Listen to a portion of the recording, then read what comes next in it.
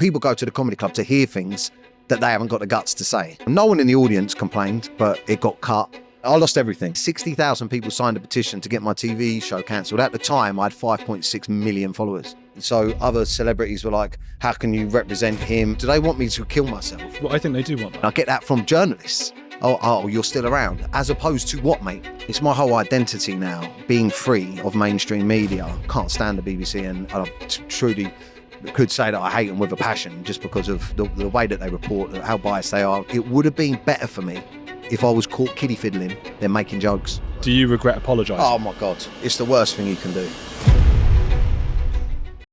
Is it fair to say you were one of the first true casualties of social media cancel culture? Yeah, mob culture. Yeah, definitely.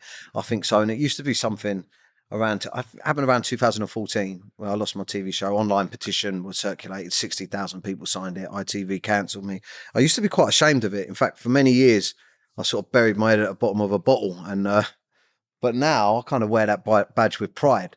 Do you know what I mean? It kind of gives me, I think, a unique perspective on free speech. Should we take the audience through, especially non-Brits who might not know, what were you doing at the time with your TV and everything, and what happened to you? Well, I blew up unconventionally as I became sort of a TV presenter stroke. I'm a comedian, and I wrote comedy content for an app that was called Vine back in the day. It's one of the first social media apps, 6-second jokes, and I was young. It's about 15 years ago. I started 15 or 20 years ago. I started creating social media.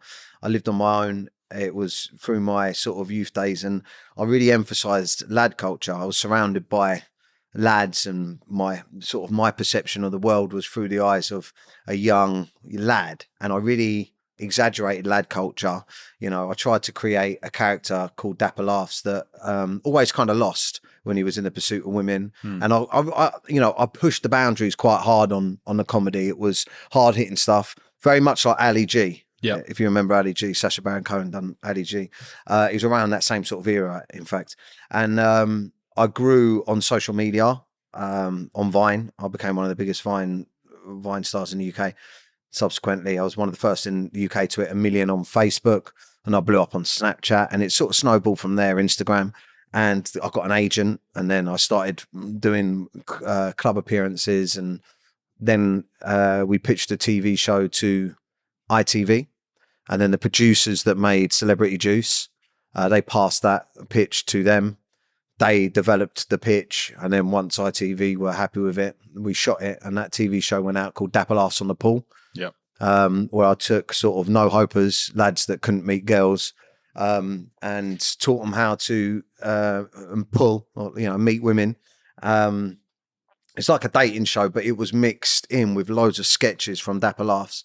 But at the same time, I was still producing a lot of content online that was controversial, and I was constantly battling with journalists, arguing with journalists, and I was constantly dealing with negative press. They couldn't differentiate between me and the character. My management was strict on not letting the mask drop on social media. This was before I showed myself on social media, my family, and how I was on a day-to-day basis. It was all sketch comedy based around Dapper Laughs. Anyway, I started my stand-up comedy tour. Now that I had millions of fans, I started selling tour tickets and going out on tour. And that's where the problems happened, because my TV show got branded by the Huffington Post, I believe. Don't quote me on it. It may be one of the other publications, but there was an article that came out that called it a almanac for rape culture. Right. Saying that my TV show was teaching men to rape. And my family's actually been affected by sexual violence, which I won't go into, but it angered me so much. And I went on stage, and this is kind of the nail in the coffin for me. I went on stage, and I was talking about it, and I said if I wanted to make a TV show that was teaching men how to rape, I wouldn't have helped write and produced and shot 6 30-minute episodes. I would have just done one 1-minute episode, said go down the road, get some duct tape, tie a girl up and rape her. And a woman at the front of the audience shouted out, my friend Lucy, she loves you, she's gagging for a rape. And I went, what's that? She's gagging for a rape. And being young, naive and stupid, not thinking about, like I do now, how context can be taken out of things that are recorded, and without seeing the whole show. No one in the audience complained, because they saw where I was coming from, but it got cut to just me going on, cut and then put on mainstream TV, go down the road, get some duct tape and the bird. She's gagging for her. And then that went out, and then that was it. The show started falling. The promoters pulled out, the petition started. And the press just went in on every single booking that I had, every brand deal that I had. Even my management dropped me because they hounded the other celebrities that were on my management's rota. Ugh. So other celebrities were like, "How can you represent him?" And the press were like, "How can you be on the same books?" So that went. I lost everything. Lost my TV show. Then the management. Then I got sued because of shows that were cancelled, and then I lost my house. And then my father passed away around the same sort of time. Oh shit! Within like, I'm talking weeks, and then I was broken. I at the time going through addiction problems as well. I was heavily addicted to alcohol and using drugs, cocaine and stuff to sort of escape what was going on. And then I ended up on Newsnight in a turtleneck apologising for it, which was. And I ended up living in Manchester in my in-laws, which was the real rock bottom for me. but I mean, as much as you love them. As much as I love them, but going from on top of the world to this box room in my in-laws' house after losing everything, and and I was sort of beat like mentally beaten, and and then I was advised to go on and show that it was a character, apologise for what I'd said and what I'd done on Newsnight, and that was hoping that the mob, that the world would go, "Oh, he's human," but they didn't. They just went, "Too late now," and you've been found out as a pro-misogynist. And even when there was no malice ever in anything. I mean, I look back on some of it now. I know I'm going on, but I look back on some of it now, having millions and millions of fans and young lads, being a father now of 3 daughters, you have to have some responsibility in the content. So some of the content I'm embarrassed about now, and I probably had the option to do it again, I'd be a little bit more careful with it. But I do regret apologising. It's so hard, and we'll get into. I suppose it's so hard. Is there anything you can't joke about? You always hear Ricky Gervais talk about this. There's nothing you shouldn't be able to joke about, and all of that. So we'll get on to that. One thing I always try and talk about. And I hope people aren't sick to death of it, but we as performers or whatever, we have a bit of bravado when we get cancelled or whatever it might be. But what struck me when this kind of things happen to me is the intense pain. Yeah. Like it hurt like nothing else. It hurt so much. And we don't talk enough about that. Yeah. So the moment you realize, okay, maybe I've said the wrong thing, I've done a faux pas, I went too far, whatever it is, but now everything's over. Yeah. What does that feel like in your stomach? Oh, yeah, I wanted to. Well, I considered suicide. I attempted to.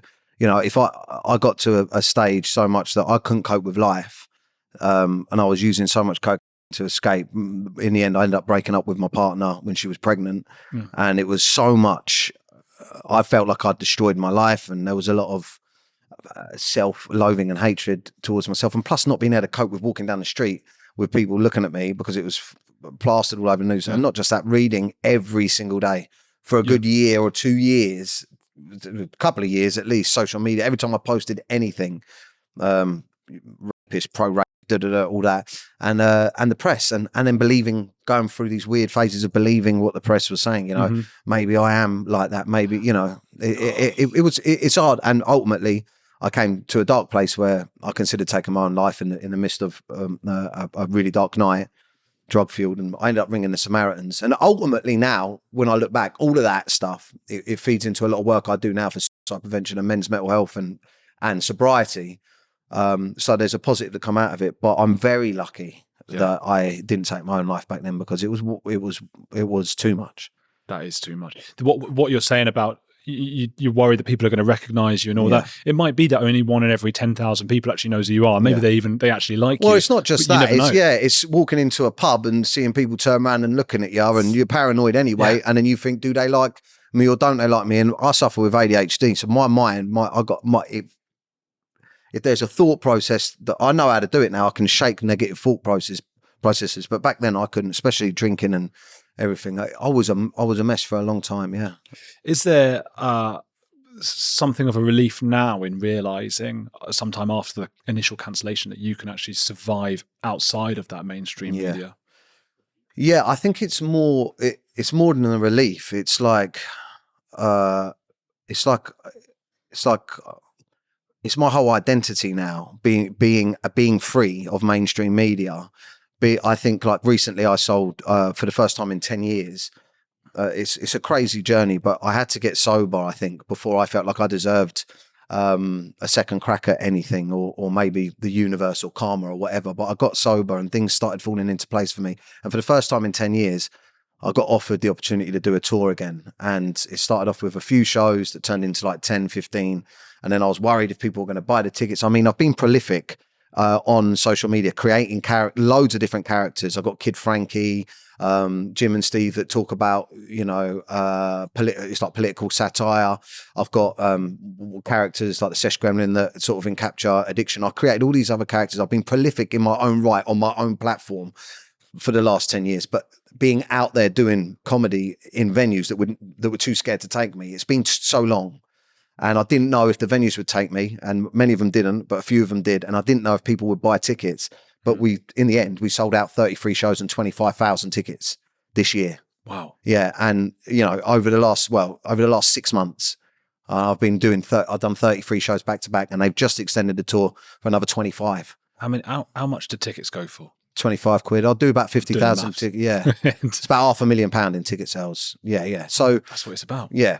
Congratulations. Thank you very much. But that is because I am now a voice outside of the mainstream media. If you want to be on Have I Got News For You, or, you know, Channel 4 and all of this stuff, there's certain things that you cannot talk about. Yeah. And you've got to go after kids, apparently. Yeah. Yeah, exactly. But if, like, for instance, all of the COVID stuff, all of the rhetoric that the government speaks about, how the government views us, how working class men and how the world, just anything. There's certain things you can't say, but you know, like the BBC presenters and everything that goes on in the news. You will see that a majority of the mainstream comedians won't touch it unless there's another level. There's like an atmosphere, right, where you're on Channel 4. You know, you're doing bits on TV shows and that you can't say nothing too controversial on your social media. Once you break through the atmosphere and you become like a Netflix comedian, like a Ricky Gervais or a Jimmy Carr, you can say whatever you want because you're making millions and millions and millions of pounds. You're selling out stadium tours. Once you're doing stadium tours, you can go on TV and say what you want because you're too big to cancel. Yeah. But underneath, you're managed by almost the commissioners. And being outside of that, it gives me my own road. You know what I mean? I can speak for the working class people. I can speak for parents. I can speak for people through my comedy. No holds barred, and that's what sells the tickets. And that's that people want honesty. Yeah, I think so. It's interesting that, you know, the Gervaises, the Jimmy Carrs and all those kinds of people, TV still will have them on because they're that big. So there is a double standard here where the TV is saying, oh, you can't come on because you're too controversial unless you're so big that it's a coup for us that we've got you on. 100%. I get banned from bookshops, but they've got Jordan Peterson's books in there. It's money. It's as simple as that. Yeah. And plus, I think that I'm controversial, especially with the stuff that I say now. I think I'm controversial, but I would never do a rape joke. No. I never have. Well, there was that one, wasn't it? No, but it wasn't a joke. Yeah. I was on there talking about why I was pissed off because I've been branded. I've never sat down and gone, because I write comedy, right? I write jokes. I write comedy characters. My tour is filled full of anecdotes and stuff that I've written. That's not my way of thinking. I wouldn't. You were joking when you were saying she was gay. Yeah, of course. But what I mean is that was a response to what was going on. It was almost like audience interaction. Yeah, it wasn't written. I've never written it. But Ricky Gervais, or even worse still, Jimmy Carr, will write them, and they're on there, you know. And the same people that will review their tours and shows and promote them are the same people that condemn me. It's mad. I think you should be able to joke about absolutely anything as long as there's no intentional malice in it and the context is obviously a joke. That's what I believe. Yeah. And I believe that if you're offended by a joke, that's down to you, not the comedian. Yeah. Because, you know, if Ricky Gervais does a joke about kids that have got cancer and you haven't had a kid that's had cancer, you're going to find it funny. But if you have, you're not. But then the person that has a kid that has cancer may laugh at the Holocaust joke. Yeah. You know, I mean, so I think that, you know, as long as there's I think it's all based on malice, you know, and some comedians you can see there's malice in what they're saying. Some there isn't. Do you know what I mean? So I know when we had a Winston Marshall on, who left Mumford and Sons, Mm. he had a situation with him. It was just he liked a book that some people thought was a fascist book. It was anti-Antifa book. He clicked like, and that was it for him. Out the band and everything. But he also apologised very early on, and now massively regrets. Oh, it's the worst thing you can do. Oh my God, it's the worst thing you can do. By apologising, you alienate and reject your fans or followers or people that supported you in the first place, that saw there was no malice in it. You know what I mean? I could not see a way out of this turmoil. The constant abuse from both the media and people on social media. I couldn't see a way out of it. It got to the point where I was like 4 months in, I was like, fucking, how long is this going to go on for? Like, is that it? What do they want me to kill myself? They did. I think they do want that. Yeah. I know that's harsh. I think that's when there's a pile-on like that. Yeah. I think they want that. I mean, I couldn't think of anything else. I mean, I even get it now. Are you still around? As opposed to what? Do you know what I mean? I get that from journalists. Oh, you're still around. As opposed to what, mate? Well, it doesn't necessarily mean. I know it doesn't. Are you still famous? Are you still doing your comedy? Yeah, I know it doesn't. But in my mind, because I came so close to taking my own life, it you know, and you look at what happened to other, you know, celebrities and people. But anyway, by apologising, everyone that was backing me or everyone that was out there that knew that it was a character and all them, if you think about it, 60,000 people signed a petition to get my TV show cancelled. At the time, I had 5.6 million followers.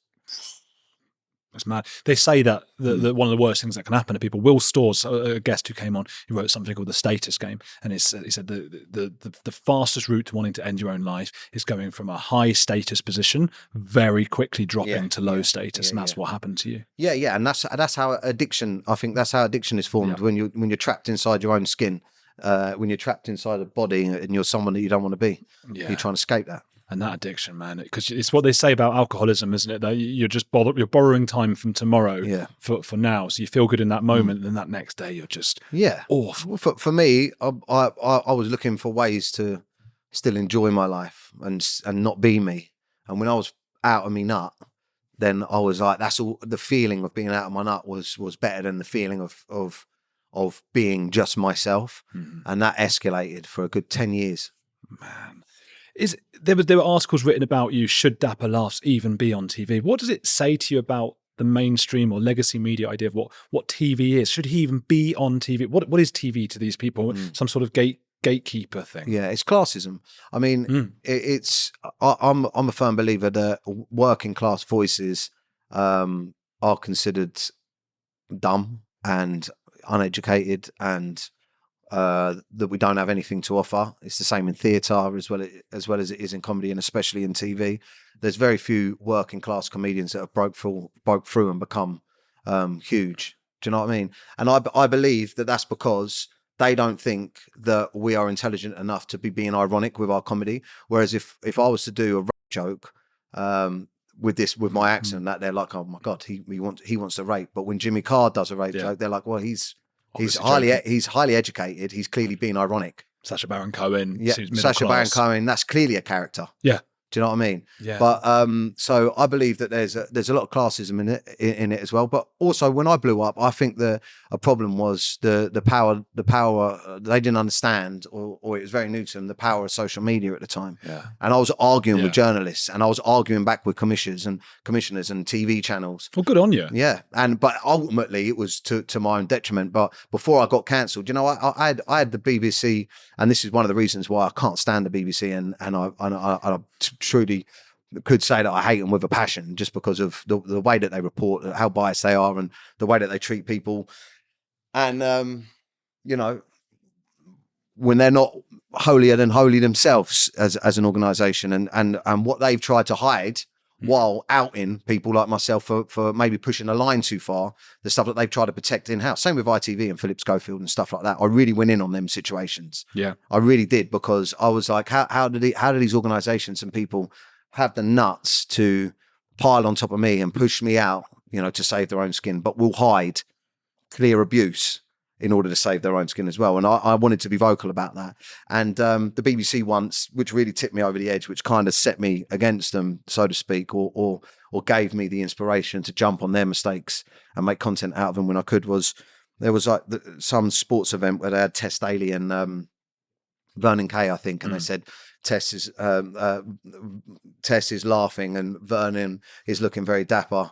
Thankfully, there's no Dapper Laughs. Just randomly in a description. Shit joke. Just randomly, right? And my head's clear and I'm getting over, and then obviously it's trending on Twitter, and then all the comments are, why'd you mention him and da da da da da, and I had to read all that stuff. And thankfully no one's providing Dapper Laughs, was it? So I quoted it and was like, well, what's the BBC providing? You know, yes, I won't say it. Sex crimes. Yeah, what's the BBC providing? You know, and use the N word that rhymes with Ponces. Yeah, for Americans, that's just another word for the P word. It's not the N word. Not the other N word. Jeez, I don't want to get cancelled again. But what's the BBC providing that? And that tweet went proper viral, mega viral, and that made me feel like, do you know what? People are a little bit. A little bit pissed off with legacy media, mainstream media, and in fact, just because of what you say doesn't have to go. I'm gonna say something back from now on, and from that moment forward, everyone that gave me shit online got it back. You mentioned Philip Schofield again, just for non-Brits. That's a TV show host who was found to have been doing things he shouldn't have been. I mean, no one knows the entire thing at the moment, but it was a child who at one time was underage, and we don't know what happened. But another one who's come in just said he's what did he do? He pleaded guilty. Is Hugh Edwards, and again for non-Brits, that is, I mean, the epitome. We're talking about class, and we're talking about how people are perceived. The epitome of sort of top of the BBC pile. The guy who announced the death of the Queen, he was chosen to do that, and many other, the most respectful person ever, pleaded guilty to having images of children and all of those things on his phone. I mean, it if anything puts what you're saying into what's the you know what I'm saying. Yeah, the reason that annoyed me the most about that, aside from having children myself and hearing that he had pictures of 7-year-old graphic pictures of 7-year-olds on his phone, or that he was paying young boys for pictures and stuff like that, which is obviously easy content and easy pickings for someone that's got grief with BBC, that's been taken abuse from BBC before. The thing that really annoyed me about that situation was a clear cover up by the BBC and still paying him and still paying him. Pay rise. Yeah, still paying him and stuff like that. When I was and not just that, them knowing, do you know what I mean? And while I was going through everything I was going through, it was simply just because I pushed it too far with some of my videos. I was deemed misogynistic. And, you know, some stuff was blown up and stuff like that. But I was ousted straight away and I was asked to never return. Yeah. Do you know what I mean? In any other walk of life, if you get fired from one job, you know, you learn from it, you move on, you get another job somewhere else. When you're cancelled from TV, they expect you to never return, never try comedy again, nothing like that. And this guy was under investigation on there and they continued to pay him. And I just thought to myself, it would have been better for me if I was caught kiddie fiddling than making jokes. Wow.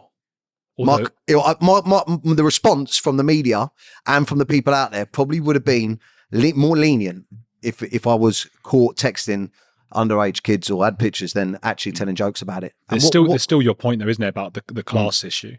So you still might have had it worse either way. Yeah. But what's the world coming to when actual actions are deemed worse than jokes? Do you think there's something about it? Is it? I'm trying to work out all the time. Is there something about the BBC or whatever TV channel that seems to encourage hiding these abuses? It's just happened so many times now. Or is it just, if you have enough numbers of people, unfortunately, there are wrong-uns in that number of people. So there are a lot of people on TV. Some of them are going to be wrong-uns. Is it something about the BBC, or is it there's just a lot of wrong-uns out there? I just think, I don't know. I mean, you know, you start going down the route of conspiracy theories. I mean, you've got that statue outside the BBC of that weird statue. I don't know. You'll have to look it up. But there's a very weird statue outside of someone that was something to do with indecent things. So you'll have to Google that and have a little look and find out what that is. Someone's written the again, that word I can't use on it, which is so stupid, but I can't. PDF, I call them PDF files. Sculptor and the image on the front of the BBC Broadcasting House. Yeah. So there's a lot of conspiracy theories around it, but I think it just comes down to deviants abusing their power. Do you know what I mean?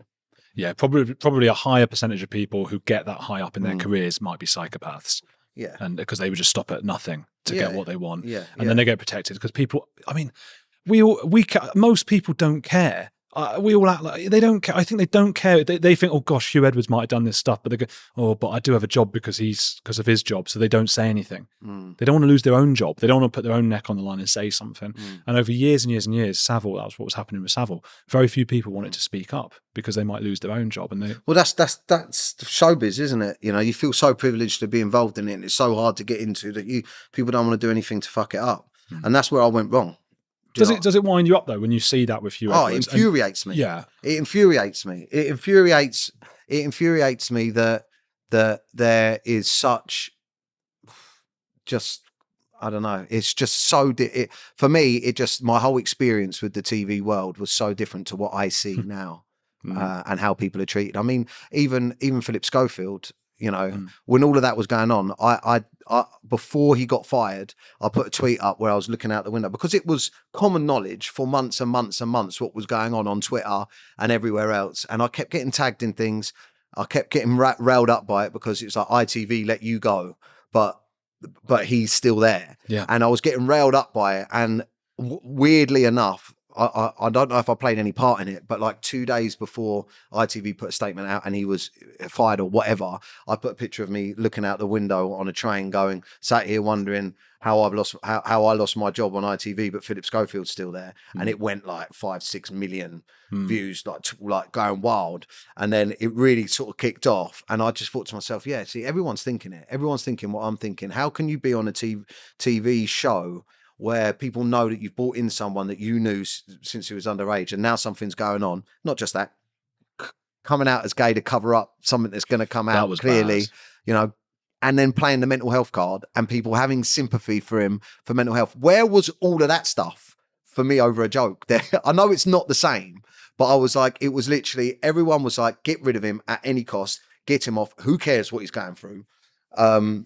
And I look at it, and I just see the contradiction, and then you add children to the mix, and it angers me. You also get a lot of people who defend these guys, and I think what a lot of people don't understand in the public who want to defend maybe a Philip Schofield or one of those people, because they don't always go to prison, right? And I know Hugh Edwards probably will. He's pleaded guilty, but Philip Schofield, I think it's just the police stopped investigating, and people don't realise there's a different burden of proof to put someone away. I mean, you need to be 100% about all the different things, whereas in terms of, I mean, people call it a trial by media, people were getting upset. But at the end of the day, there was enough there to say, well, some of this stuff that happened was not very good. Well, yeah. There's pictures of him in the theatre school with the young lad when he's, I don't know, quote me on it, like 7, 10 or something like that. Yeah. And then the next thing, there's a relationship going on when he's of age. Yeah. I mean, he was 11 or 12. In any other culture, especially, that would be called grooming, wouldn't it? Yeah. Yeah, well, and then getting him jobs at ITV, going along with him. It is disgusting. Something you touched on before about people hating the working class. Do you think that fuels a lot of, something I've been thinking about, it fuels a lot of the sort of the woke culture? Because now, instead of focusing as the left used to do on the working class and bringing up social mobility, a lot of it's about all of this identity politics, a sort of a middle class thing going on. I think the working class, especially, we're just very simple. You know, I grew up on a council estate. We've got a simple way of thinking, and I think that, you know, we want to be left to live and love and do our things, and stuff like gender politics and the LGBT stuff, and you know, people getting jobs because of the color of their skin or where they're from or being a minority and stuff like that. It's kind of like, you know,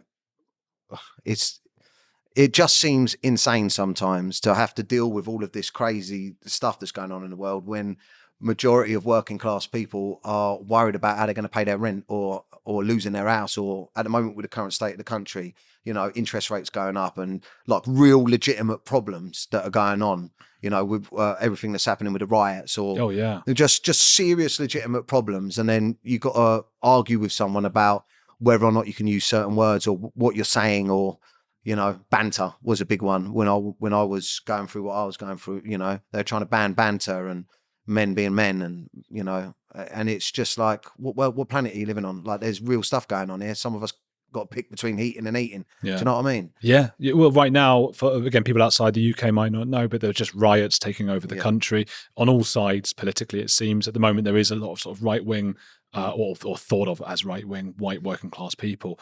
Are they pissed off with what you're saying? I mean, you know, what you're saying now? Yeah, I think that people, especially the media, legacy media, politicians especially, majority of journalists think that working class people are just thick, right? So if you don't want illegal immigration, yeah, they think that you don't want any immigration, right? There's no in between. You can, you know, I put something on Twitter saying, listing everything that I felt was wrong with the country, everything that I could think of, from the Olympics looking like they've been put together by Sam Smith to you know, everything, you know, to gender ideologies being pushed on our kids, and you know, the you know, utility companies, water companies pillaging the British taxpayers' money and then dumping literal shit into our rivers. You know, we're living in squalor. Do you know what I mean? And I put illegal immigration, and it went mega viral. And the only thing that was picked up by the media, by the people, was that I was a racist far right thug because I said that I don't believe in illegal immigration. My granddad's Indian. My granddad came here from India. He joined the RAF and became an aircraft engineer.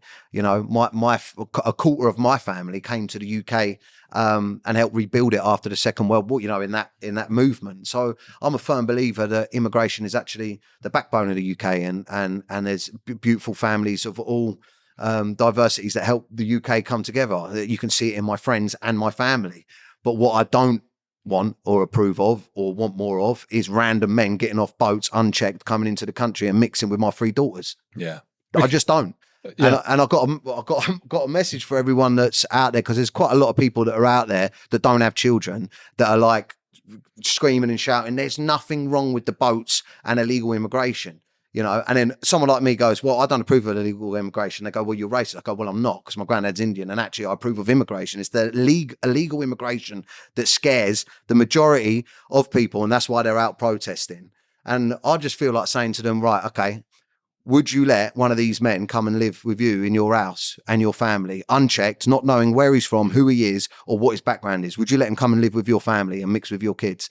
And some of them would say, yeah, but they'd be lying. 100% of them would say, no, I don't. Have you seen those videos where they're protests, sort of, we welcome immigrants, and there was some, I think it was a guy, he was going around saying, oh, thank you so much for doing this, and can you just sign here, because we're actually allocating immigrants to people's homes, and everyone was like, oh no, I don't have space. Actually, of course. Well, some people look at the UK as their home. Do you know what I mean? They don't, you know, you've got to have kids to, I think you really got to, I think having kids really makes you visualize it, especially when 3 young girls, I've got 3 girls, and I think it was 3 young girls were murdered, I think. I'm not sure, but and then lots of others stabbed at a dance class. My girl, he wasn't an immigrant. The fella, he was born in Wales, but his parents were immigrants, right? Yeah, okay, but I mean, what I'm saying is that happened. When stuff like that happens, it makes you question everything, right? So I'm looking at my daughters, they go to dance classes, and then I'm thinking to myself, wow, if that's happened, you know, what else could happen? And then you start thinking about everything. And that's what happened to me. I cried my eyes out when I saw that, and I started thinking about everything, and I angry tweeted a little bit, and then I look at the rest of the country angry tweeting, and then if you're angry tweeting and you're pulling up questions and queries about the country and the state of it, especially illegal immigration, now you're far right. Yeah. Well, this is a huge problem, because I do think it's really hard for us to work out like numbers. We've got 50, 60 million people in this country. There are random acts of violence. That will always happen. You're never going to eradicate that. And unfortunately, in this case, it was somebody who'd come from immigrant parents or whatever. Might be some white English bloke who goes around stabbing someone next. But people were right to be upset and angry and to see, you know, to ask questions. The way Keir Starmer reacted, that's the Prime Minister for people outside the country, but he just said he said the people who were protesting and rioting are the worst kinds of people. And I think maybe you're hearing that, and a lot of people are hearing that as what you mean working class white people. Yeah. Well, I mean, like, because some of my mates have gone out to protest and stuff like that. They didn't smash nothing up. They weren't smashing bus stops up. They were out. That is bad, isn't it? Yeah, of course, 100%. You're not going to achieve any. The only thing you're going to achieve by being violent and smashing things up is giving other people the ability Moral to high call ground. you far right and to ignore what you're saying about it. You need to do it peacefully in numbers, obviously. But unfortunately, some people have been doing that for a long time and nothing's changing. So I can see the frustration in some people. I mean, some people were just out to smash things up because that's the way they are inclined. Yeah. But there is a lot to be angry about in this country, and some people feel, and this is a legitimate feeling as well, some people feel that peaceful protests won't change. Do you know what I mean? You can't even do a petition at the moment because the government put a thing out saying that the petition committee is going through change at the moment because the government's changing. You can't petition. Do you know what I mean? All this madness. But people are sitting there going, right, okay, so if thousands and thousands of unchecked men are allowed to come in and mix in the communities, and I don't want that, what do I do? Because I'm saying that and you're not listening. So well, you said you want to leave the country, and that got a lot of yeah. controversy. People told me to stay and fight, and I was like, fight who? Yeah, like who do you want me to fight? The government, like the people that make decisions. Because have a look at Keir Starmer. Is he listening? No, and if they mean fight, I mean, because the thing is, I felt it's so sad for a lot of Muslim people when their mosques are being burned and stuff. Yeah, Most of those course. people are very innocent, nice, peaceful people. Of course. But unfortunately, what people believe is that there's a lot of people out there that don't like the UK, because of stuff that maybe the British government and armed forces have done, or conflicts that have happened out there, or as we know, there's terrorists and everything all over the world, right? There's a lot of people that don't like the UK, and if the borders are open, let's be honest, they're coming in. Some of them are coming in, and people are scared of that. We need security. Yeah, we need security. The borders should be secure. I mean, what's it going to take for people to? I'm sounding like a right wing nut job now, but that's what people are sitting there thinking. When you see horrible things happen on the news and you look at your kids and you look outside and you think, I'm not being listened to, the government don't care, what can I do? That's the frustration. And I think it's going to get worse really until someone like Keir or someone stands up and goes, right, you know what, we've listened, we're going to be tighter on this, we're going to try and do that. But at the moment, there's nothing. Yeah, well, he needs to stop having two different ways of reacting as well, saying that those people are the worst people. And when it was the Roma community and people in, I think it was Leeds. They they stepped burned back, the bus. let them riot, and then they gave the kid back. Yeah, right, and they burned the bus and all of that. And there was no, these are the worst people. It was all, and this is the funny thing, because people that I guess it's on that woke side start going, gosh, or even with George Floyd, let's say, BLM and all of that in America, it was instantly the reaction was, oh, what's made a lot of people who are protesting now, Antifa and BLM, what's made them angry? What was it that has gotten them to this point? When it's white working class people in the UK, they're not so concerned about what got them to this point. It's just far right, bunch of Nazis. 100%. It's really straight. It's a double standard. It's just feeling unrepresented in your own country, isn't it? And kind of like, I felt it as soon as I'd done a couple of tweets last week when that awful thing happened. I'd done a couple of tweets, and after that, I thought, I'm not saying nothing else now, because I'm just getting branded far right. Yeah. Like I said, even I'm a product of immigration. Yeah. And I just thought to myself, wow, if I feel like that I can't talk about it, imagine how everyone else, people that don't have a platform, feel. Yeah, no, I'm the same way, product of immigration as well, and think exactly what I think what you've said is really reasonable. We need a bit of immigration. We need probably more checks the way Australia does to make sure that these are the right kind of people who could have a socially cohesive society with us. What would be nice is if Keir Starmer stood up and said, we are going to stop unchecked people coming into this country one way or another. And it would be a big fuck you to the Tories, because it'd be going, hey, we've come in, we're actually going to do what you guys weren't doing. That would be nice. We are going to protect this country and your children from unchecked, unknown people that are coming into this country. We are going to do that for you. But everyone in the country needs to live together in harmony and be respected. But we are going to stop, because people visualize some random man getting off a boat and coming into their house and stabbing their kids, or walking into their school and stabbing their kids. That's what people are visualizing now. That's why people are angry. That's why parents are angry, because you see that stuff on the news and you instantly go, I wonder if that's going to happen to my kids. And anyone that says that that's racist, I don't know. Do you know what I mean? Oh, people are worried. And that's what I said before. You don't know to what extent with the numbers. There's so many people. It is so many people. Yeah. But how big that danger really is. And one of the problems is a lot of the crimes in the UK, they don't actually record by beliefs and religions and things like that, because they think it's racist to do that. So we can't actually even tell. Wow. So that's where we are with that. The problem with I'm even having this conversation now. I feel a little bit like, God, if these bits get clipped and they go out, they will cause so much But don't you think controversy? Fuck them now.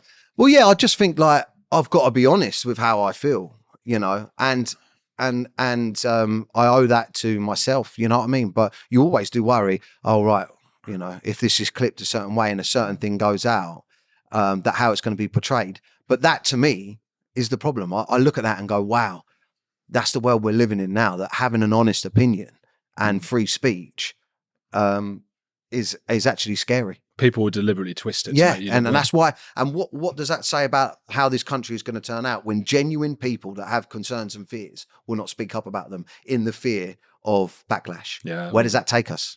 Not to a good place. No. Problem with you leaving the country though, where'd you go? Yeah, I mean, me and my wife have been speaking for a long time about leaving because her parents are moving to Spain. And we go to Spain every year. So, and I lived in Spain for a year while I had some stuff going on at home. We bought a villa and moved to Spain for a year. So we love Spain. But I mean, I'm looking at on the news the recent beheadings of people in Spain by. Has that happened? What, terrorist attacks? Over this last week, 2 people have been beheaded in Spain. I didn't even see that. Yeah, immigrants, illegal immigrants, apparently. But so I don't know. Mate. Bloody hell. I don't know. It's scary. So the world is a scary place. As having kids, apart from that concern, is it changing you? What's it like having a few girls? Yeah, like we said before this interview started, like, it feels like a big dose of karma having 3 daughters. Mm-hmm. It certainly, I mean, I went through a stage of trying to, at the beginning when I got cancelled, trying to win back certain people in the media and people that wrote stories on me. I went and done interviews with them after it all calmed down. Yeah. I went, come on, I want you to find out who I am. And I sat down with them and I was like, look, I want to learn more about why I cause so much concern. Is there stuff about sexism and what women have to deal with on a daily basis that I didn't take seriously enough, or that maybe I overlooked, and maybe some of my content could have encouraged. If so, I'm willing to learn. Do you know what I mean? And I was willing to go through that to show that I was a normal person. Do you know what I mean? That I didn't have those extreme views. But ultimately, that was just met with headlines like Dapper Laughs wants us to teach him not to rape. Oh, right. So you can't win. No, so I just thought, fuck you then. I'm not even going to bother. So I closed off my thinking of what it was that really caused it and trying to learn from it. And I was at the bottom of a bottle for many, many years. But having daughters has brought all of that back to me.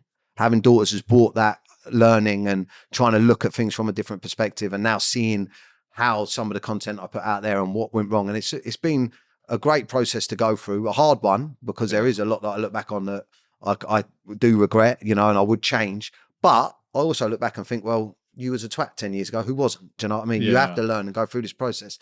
So I think I've been given, I always say this, my father died 2 days before I found out I was having my first daughter.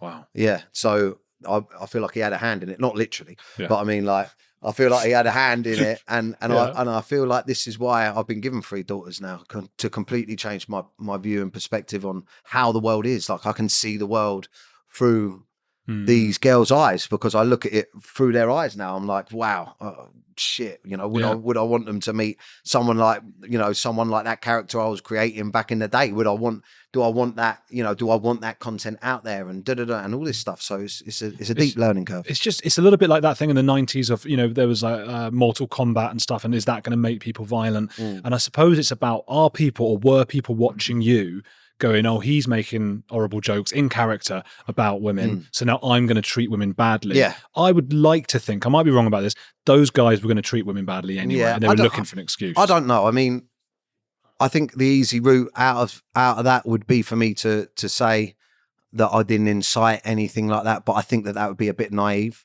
Okay. I think that some of my content,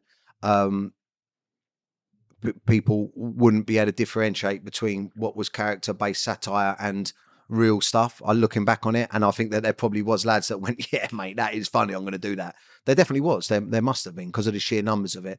That's something that I have to take responsibility for, but it's all part of learning. I think as a creative and someone that wants to push the boundaries, you're not going to get it right. And I was on such a big stage. Do you know what I mean? Such big numbers. This is it. And maybe I'm worried now people are going to think I'm giving you too much of an easy time, but I often do. I'm not Paxman. I'm not. Yeah. I don't go in on No, people. but I think you're right.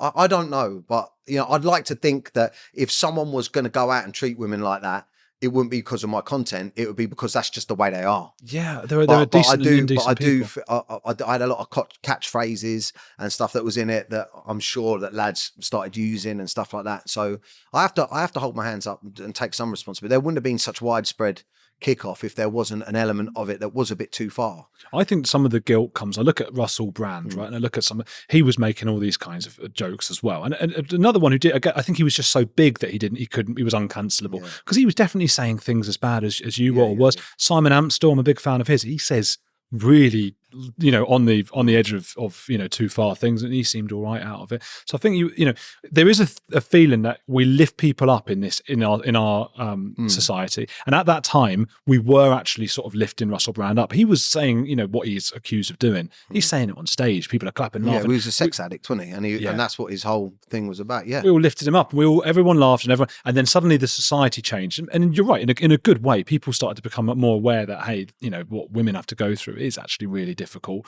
the way men approach them and all that kind of thing. And instead of allowing maybe you to sort of be like, oh God, the time is changing and I'm going to change with that, they feel guilty themselves about pushing you on, and so then they turn on you. Yeah, 100%. They lifted you up. 100%. Yeah, and that, I mean, even down directly to the production company that actually crafted and produced Dapper Laughs on the Pool. Yeah, you know where were they after when you were getting? Mate, they were hiding because they didn't want to lose celeb juice. Do you know what I mean? So there's a lot of people. You know, I look back and I think to myself, fuck it, it made a good story. It makes a good story now, doesn't it? Yeah. Do you know what I mean? It makes a good story now. As long, like, I'm sober now. I'm like nearly 700 days sober. And congrats. Thank you. And I'm in a position now where I've got a wealth of experience through mistakes. Yeah. Do you know what I mean? And I share that I've got a mental health charity called Men and Their Emotions with 50,000 lads in.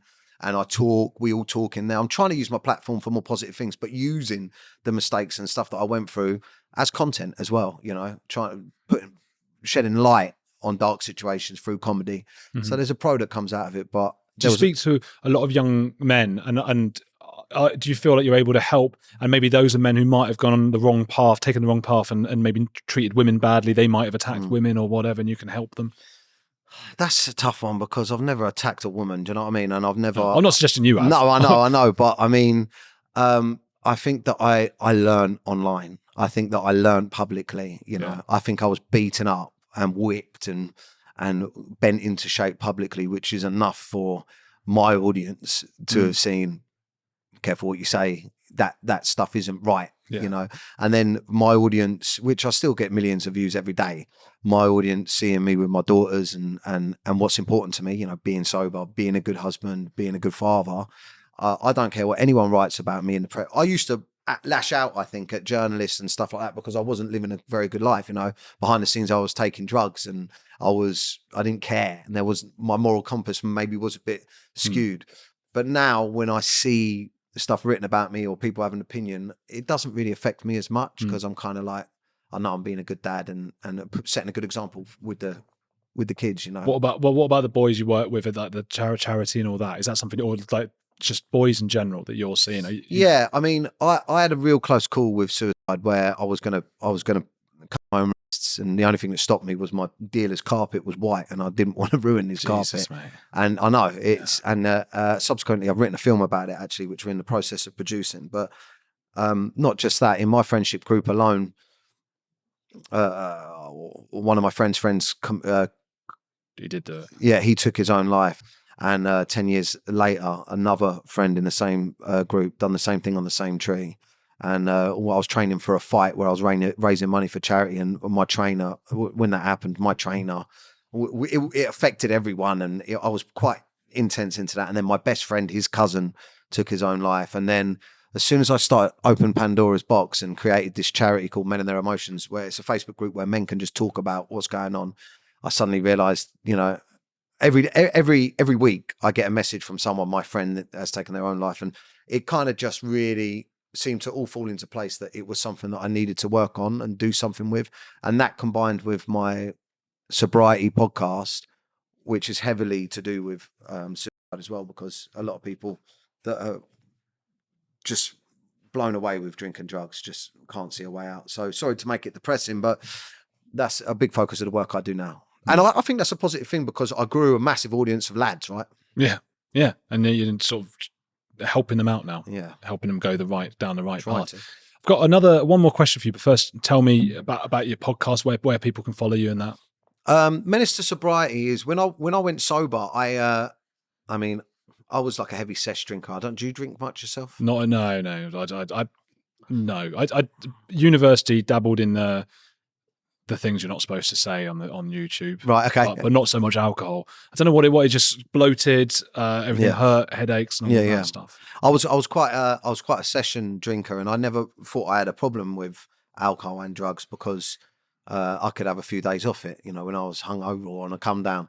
And it wasn't till sort of things really started getting bad with my wife and our relationship, and I tried to step back from it. That I couldn't. Do you know what I mean? I realised that it was my only sort of way of coping with life. And every time something got a bit tricky, I was like, "Nah, I need a drink." And And then I realised that addiction isn't just like waking up in the morning and reaching for a bottle. It's not like how often you drink. It's what happens when you do drink. Yeah. And for me, it's oblivion. Like I just seek oblivion. Like I just want pure escapism from myself. I've got a noisy mind, and the life comes at me fast. So I learned very quickly that if I start, that's it, I'm gone. And the kids, the missus, work, my life, it goes out the window for as long as I want. And then when I come back, it's like I'm coming back to this hell that I've created. Yeah. And it just went on for so many years. And when my wife finally had enough of it and said that's it, and I was out, and I had 2 kids there that I couldn't see. I couldn't, I was like, what's happening? Where's this come from? What's happening? And it was real. And I had to go rehab, get clean, get sober. And I decided that the only way I was going to do it was document my, turn it into my work. So create content around it and document my process and scream to the world that this is happening to me. And I created my YouTube channel. And from like week 1, I think it was, I've done like 52 or 53 weeks in a row of podcasts interviewing industry experts, journalists, anyone and everyone to do with addiction, alcohol and drugs. So if anyone wants to get sober, it's like a whole piece of work that you can go through on YouTube. I hope people do go to that. We'll put a link in the description. Who's a heretic you admire? Jordan Peterson, I think. And the reason why I say that is because when I saw a couple of interviews, you probably the one I'm talking about, where he's, I'm not sure if it was Channel 4 or BBC, where someone is, one of the journalists is trying to question him on how women have got it much more difficult than men. It was a blonde woman, was it? Channel with the 4. curly hair. Yeah. And, I wish I could articulate my thoughts, and, I wish I could articulate intelligently enough my thoughts and feelings the way he does towards how overlooked and underrepresented the struggles of men are in this world, and what we have to go through, and the responsibilities and the hats that we have to wear. When we're working, we feel like we're neglecting our kids. When we're with our kids, we're worried we're not working enough, and the burden of loss and losing money and how that affects mental health and addictions, and unable to cope, and being able to talk about our emotions and feelings, and just the general message online that we constantly see about who we are and what we're doing wrong, and especially if you're a white working class man. And I felt that he was the first person I ever saw to fight that fight and articulate it correctly, and I really connected with him. Unapologetically as well. He just, this is, I don't care what you think, this is what I'm going to say. And what's really sad, I think, is so many people didn't actually listen to what he said and just lumped him in with maybe an Andrew Tate or someone like that who's teaching blokes to do horrible things. And he's done the opposite. Jordan Peterson, anytime I've heard him speak to young men, he's saying women don't have to go with you. You need to sort yourself out to stand a chance, and they can do what they want, women. Yeah, it's such a great message, and like the work starts within, and it's something that I've learned. But definitely words, of him saying the important work that you need to do on yourself is not taught to us at school. It's not, that toolbox of mental health and well-being, right, do your gratitude lists, walk, run, exercise, these simple things men don't lean to when they're in trouble. Men seem to lean towards drink and drugs and other things. So make your bed, bucko. Yeah, That's the first step. Yeah. Well, people, please go check out Dan O'Reilly's or Dapper Laughs' beautiful podcast. It's a podcast, isn't it, about alcoholism? It's called Menace to Sobriety. Menace to Sobriety. It's going to be in the description just below.